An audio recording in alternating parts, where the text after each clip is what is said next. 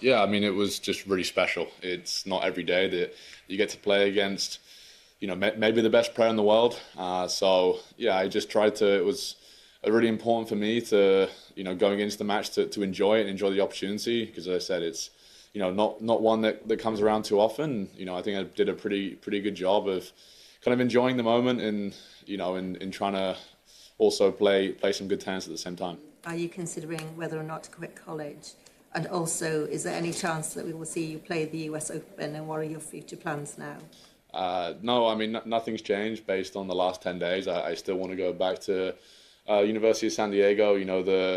The amount of dedication and passion and devotion that, that the coaches, the head coach, Ryan Keckley, the assistant coach, Alex Funkhauser, who's been with me this whole journey in our second assistant, Carlos Brancho, is showed, and not just them, my teammates and everyone working behind the scenes has been incredible. And, I have a lot of personal goals that I still haven't achieved as a team at USD that, as much as I have professional goals, it's college has been such a big part of my career and part of my life that, there's definitely some things that I want to achieve before, I go full time. And I think, yeah, as much as I said, I feel like I have the level, like in parts. I think I, can have glimpses of playing really well. It's just sustaining it. And I think I have, a few things that I still, a few creases in my game that I need to iron out. And I think if you give me a year, especially with the coaches that we have at USD, I think I'll be, in a much better spot, a year on than I am now to, sustain that level in order to, maybe get a few more games off Alcaraz and be able to do this week in, week out. Because as great as it is for doing it a week and a half in a year and producing a good level, I think you got to do it 35 weeks of the year. And, and as much as I have confidence in myself, it's just a very difficult, thing to be doing is playing good tennis week in, week out. Sorry, Ollie, even the first set, the scoreline didn't give any reflection of how close the match are. You talk about you don't get the chance to play against that kind of player very often. What was the biggest thing you learned about what the difference is between the players you play against and you and someone like him? Yeah, I mean, I think just a big difference and something that I learned today was just how difficult mentally it is. I've played against some really good players before, but, not quite the level of Alcaraz. And, I feel like as soon as I had 95% focused, I lost the game. And I think you saw that today when, I made a big emotional push to break him twice, and then I got broken to love straight back. And it was because, I gave everything, kind of empty the tank for that game to break him. And then, you have to hold as what, again, it's just really, really difficult to keep that, 100% focus and 100% intensity, because as I said, I feel like I was maybe playing at a level that, that I can say that, a level that I'm not used to sustaining. And I feel like in parts I have that level, but it was just, it's just really tough. Just, if I wanted to be Alcaraz today, I had to do it for 5 hours. And, in order to mentally and physically maintain that level is just really difficult. So it's definitely something that, I'm going to work on, because I feel like in parts I have the level, but, I don't think I can sustain it for, clearly as long as Alcaraz can. Sean? Hi, Ollie, well played. Were you nervous? Because you didn't look to be. You looked like you were just like, I'm ready for this, I deserve this. And despite the result, was it perhaps the best day of your life? Yeah, I mean, obviously there was a lot of nerves. I feel like I've said before that I try and treat every match as the same, and try and play the ball and not the player or the situation. And as much as I tried to do that today, it was, I woke up a couple of times in the night just, from adrenaline and in the car, my heart rate was going quicker than it usually does. But yeah, I mean, obviously there were nerves, but I think it's a big emphasis, as I said, was to enjoy the moment and enjoy the opportunity, because it doesn't come around too often. I think I did a pretty good job of that. And then, I kind of knew that the first set might be, difficult because it's not a stage that I'm used to. And as got said before, I think even though the scoreline was 6-1, I think I did, it wasn't, I still had break points in 3 games. And, I definitely had chances there. And I think it actually did give me confidence that I was competing. I just need to, credit to him. He plays the big points just incredibly well. And yeah, I mean, that's the difference. You know, I feel like you kind of feel like you're in the set and you lose at 6-1. It's like tough. But yeah, it was going back to your last question. Even though it was not the result that I wanted today, it was definitely the most special day of my life. You mentioned the mental difference. I just wondered about the technical difference. Could you feel the speed and the extra speed and spin on the ball from an Alcaraz ground stroke as opposed to a player you might normally play? Yeah, of course. I mean, the guy. I remember when I missed the first serve, the guy's on the baseline, and it's an intimidating intimidating place to be, hitting a second serve with Alcaraz there. He's just ready to make you run. But yeah, it was.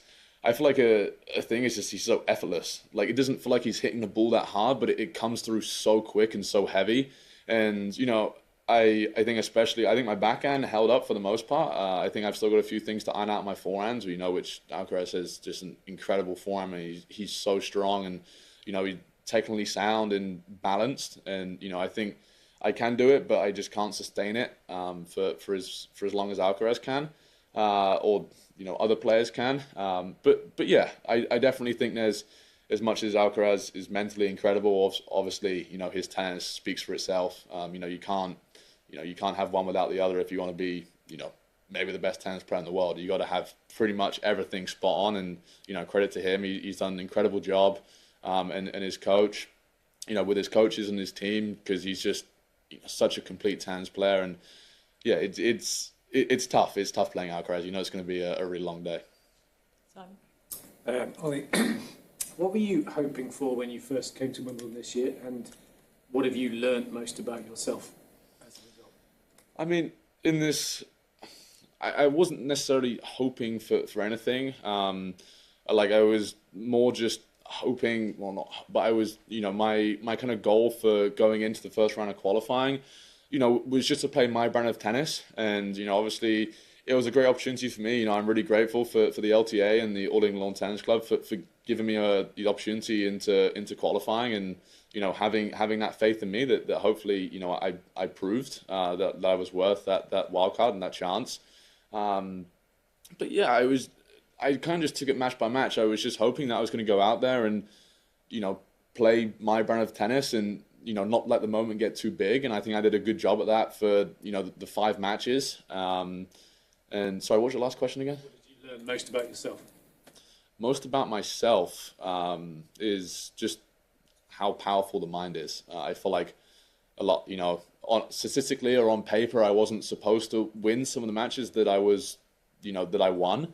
But, at the end of the day, I feel like I backed myself against those guys. Even, on paper, I shouldn't, the odds were against me.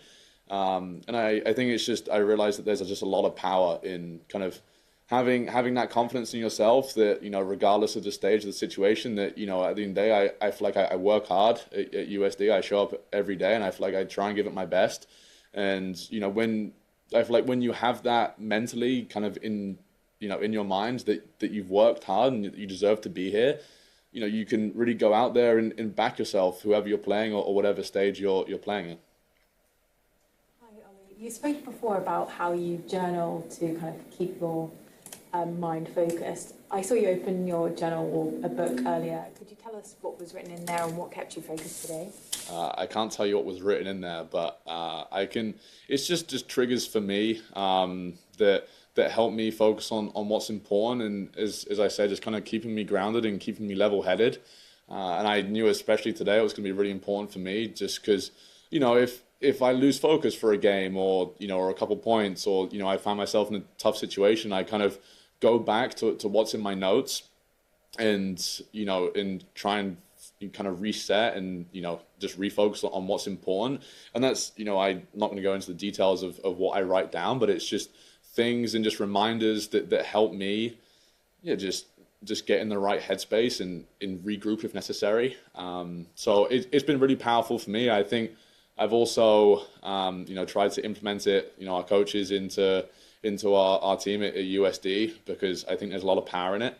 And I think valuing the mind is, there's a lot of power in that as well. So yeah, it's just something that I find helps me a lot. Talk us through the feeling of walking on centre court in front of 15,000 people. Yeah, I mean, obviously it was pretty special. It's not every day that you get to do that. So as I said, I just tried to make the most of it, and going back to your point of kind of treating every match is the same. It's, as I said, it was difficult to do that today, but again, I feel like it was something that I really valued and I really focused on today. Is just kind of getting out of my own way mentally and just allowing kind of me to play tennis, and not kind of letting nerves get in the way or letting my mind get in the way, and just being free and playing the tennis that I know I'm capable of. And as I said, I think I did a pretty good job today. Just congratulations for the run. Just keep it going, keep working hard. It seems like he's a really nice guy and really nice and hard worker. It seems like he loves tennis and he played with such a good passion out there that this is really important. How far he can go, I don't know. As far as I know, he's in college. Let's see how what he's gonna choose, and if he chooses still in college. I mean, the level that we can see in college is pretty high. I hear that there is 26 players right now that they have been in college or is in college right now. So I think it's the level is pretty high. So let's see if he keep working hard, if he keep practicing hard and playing in professional level. I think he can go far. Spectators today were chanting for Ollie. Can you explain how it feels playing against a British player with so much support behind them? Well, it's different. Yeah. So far, I'm just really grateful for the support that I'm receiving in Wimbledon the previous year, in the first round as well. And yeah, it's I've never played against a British player, and today was the first one, so it's just different. So as I said on court, it was a great atmosphere as always.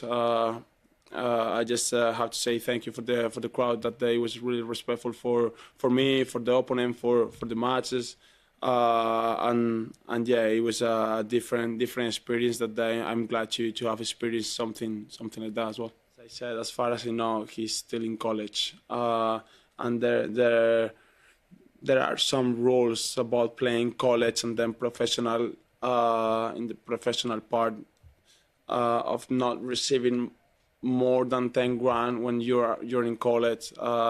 So that's what he has to choose now, and I know that it's really difficult decisions if he's still in college or he going professionally right now.